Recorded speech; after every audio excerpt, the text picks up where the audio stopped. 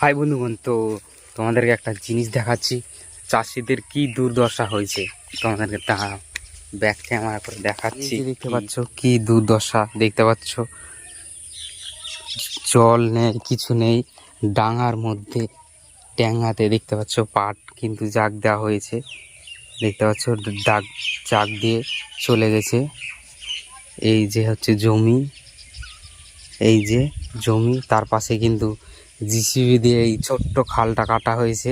তারপরে কিন্তু এই যে দেখতে পাচ্ছ পাট, এই পাটগুলাকে চাক দেওয়া হয়েছে। দেখতে পাচ্ছ বৃষ্টি নাই এর মধ্যে, কিন্তু এর মধ্যে আবার সেলোতে করে মানে মেশিনে করে জল দিবে, তারপরে কিন্তু পাটটা জাগ হবে।